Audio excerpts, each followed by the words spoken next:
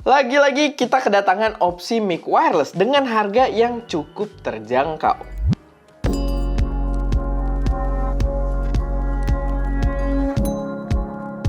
Halo semuanya, selamat datang di channel SM Media dengan gue Erwin. Dan pada video kali ini kita kedatangan sebuah mikrofon wireless lagi dari brand yang gue belum familiar ya. Brand yang masih cukup baru dengan nama Second Wave. Dan ini adalah brand mic wireless yang produknya sendiri sebenarnya nggak neko-neko. Dia memang menawarkan produk yang proper dengan harga yang cukup terjangkau aja.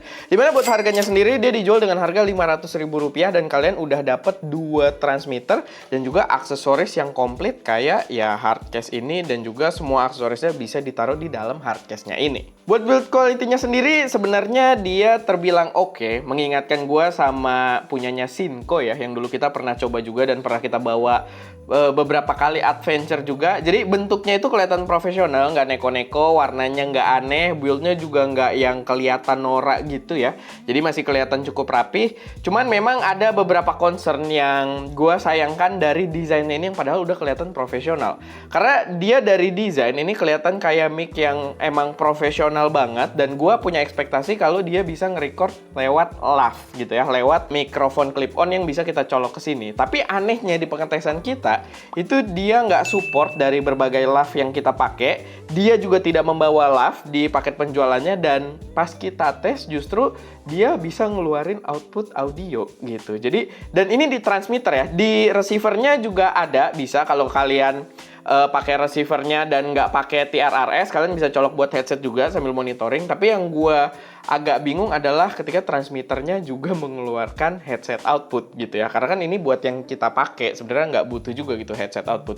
Jadi itu yang agak jadi concern gue. Tapi buat build quality sendiri, desain mic-nya juga cukup bagus, dan dia juga di sini membawa beberapa indikator walaupun belum layar bentuknya, tapi dengan harga yang ditawarkan menurut gue kita nggak bisa komplain juga. Dia pakai indikator lampu aja buat ngasih tahu beberapa informasi tentang mode-mode dari si mikrofonnya ini. Lalu yang gue suka dengan harga Rp500.000, dia juga cukup proper, dimana si mikrofon ini udah membawa 2 tipe output gitu. Tadi gue belum sempat mention, tapi kalau kalian ngikutin videonya sebenarnya udah dapat gambaran juga, dimana untuk receivernya sendiri dia bisa keluar ke 2 output, dimana itu adalah bentuk analog kalau kalian pakai jack audionya, sama bentuk digital kalau kalian pengen pakai USB Type-C-nya. Dan gue suka banget karena aksesorisnya juga udah disediakan lengkap di sini. Walaupun kabel TRRS-nya gue nggak terlalu, TRS dan TRRS-nya tuh gue nggak terlalu suka karena dia panjang banget, bikin kalau kita pasang ke kamera tuh jadi harus ada yang kita ikat gitu ya biar nggak berantakan.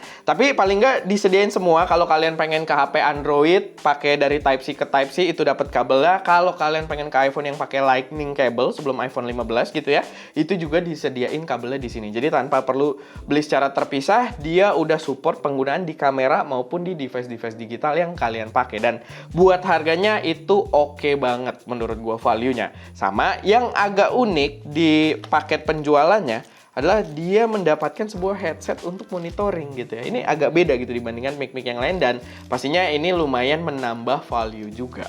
Walaupun kayak kabelnya kayak nggak terlalu panjang gitu ya untuk si headsetnya, malah yang kabel-kabel TRRS-nya ini yang jadi agak kepanjangan gitu dari kebutuhan gua. Buat kualitas suara sendiri menurut gua udah lumayan proper buat harga yang ditawarkan gitu ya. Emang belum menyaingi beberapa mikrofon high-end yang pernah gua coba, tapi ya paling nggak dengan harga yang ditawarkan dia udah mengerjakan tugasnya dengan baik. Dan mungkin balik lagi biar kalian yang nilai aja dengan menyimak video pengetesan berikut. Oke, dan sekarang gue pengen ngetes kualitas suara dari mic Second Wave. Ini masih di suara normal. Dia punya 2 mode, ada mode reverb, suara gema, sama satu lagi noise cancelling. Ini gue masih di mode normalnya, dan sekarang gue coba bakal nyalain suara noise cancellation atau noise cancelling. Berubah. Nah, harusnya berubah. Di sebelah sana ada lagi bangun rumah, dan di sebelah kiri gue ada jalan raya gitu. Orang pada ngeliatin gue, kenapa sih? Gue ganteng apa gimana ya? Gue ngerasa gue ganteng. Kan kalau mereka ngerasa gue ganteng, alhamdulillah gitu ya. Tapi ya udah, ini buat noise cancellation-nya atau noise cancelling. Bagus atau enggaknya silakan kalian sendiri. Dan sekarang gue normalin dulu. Nah, ini suara normalnya lagi, dan sekarang kita bakal tes untuk suara gemanya. Nah, ini gemak, jadinya gue nggak ngerti suara jadi kayak apa. Gunanya juga buat apa, gue nggak tahu. Apakah mungkin nanti jadi semi-semi karaoke buat dipakai, I don't know gitu ya. Dan kalau misalkan dibarengin juga bisa sebenarnya. Jadinya kayak gini suaranya, kocak banget pasti. Gue sih udah denger suaranya kayak gimana gitu, kocak parah. Tapi ya udah, ini gue normalin dulu. Nah, ini sekarang kita balik ke suara normalnya lagi. Udah normal belum? Udah normal ya. Ini balik ke suara normalnya lagi. Habis ini kita bakal ngetes jaraknya dari si mic second wave ini. Setelah tadi kita ngetes untuk mode suara dan juga suaranya, kita bakal ngetes jaraknya bisa sejauh apa. Kalau misalkan di klaimnya doang sih cuma 10-15 meter. Yang gue heran kenapa mic ini nggak pede. Padahal kemarin gue udah ngetes untuk jaraknya dia bisa cukup jauh gitu ya. Lumayan lah. 10-15 meter tuh pendek banget boy. Ini maksudnya nih yang bikin buat marketingnya harus diomelin kayaknya nih. Lo yang bener aja nih 10-15 meter, jauhan dikit apa 50 meter gitu loh. Masih masuk akal juga 50 meter. Nah ini segini nih 10-15 meter tuh ada gitu loh. Masih aman harusnya kan. Wow tidak memberikan tangan bagaimana-gimana juga. Ya gue coba untuk mundur lagi. Emang bener-bener nih yang marketingnya mesti di, hey kamu, yang bener saja kamu nulis 10-15 meter ini masih bisa lebih potensial, bisa lebih jauh lagi gitu ya. Ini bukan 10-15 meter, ini jauh nih. 50 meter ada ini kali ini. Titan Air, nah tuh kan bener kan 50 meter.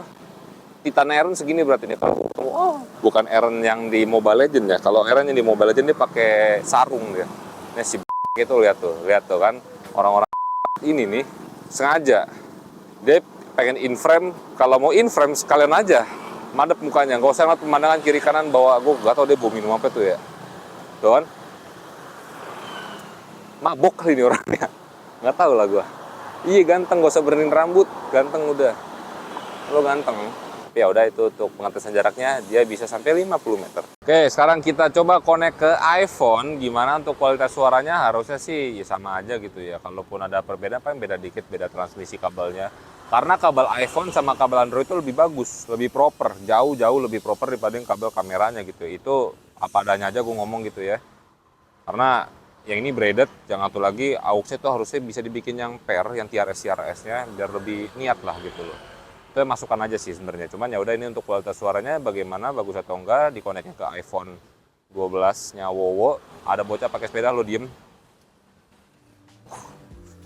Kenceng nilainya. Overall menurut gue mikrofon ini cukup decent lah buat kalian pertimbangkan buat proses produksi kalian kalau memang budget kalian masih cukup terbatas. Dengan harga Rp500.000 dengan dia mampu mengeluarkan dua tipe sinyal tadi, sinyal analog dan juga digital, menurut gue menjadikan dia punya nilai plus tersendiri gitu dengan harga yang low budget tadi. Ya balik lagi, kalian yang udah lihat pengetesan suaranya, tes jaraknya, dan juga beberapa efek-efek suara yang diberikan, silahkan kalian yang menentukan worth it atau enggak buat skala produksi kalian.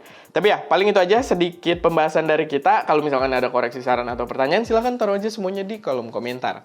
Itu aja, semoga bermanfaat. Gue Erwin, di belakang kamera Daska, dan jangan lupa untuk berkarya.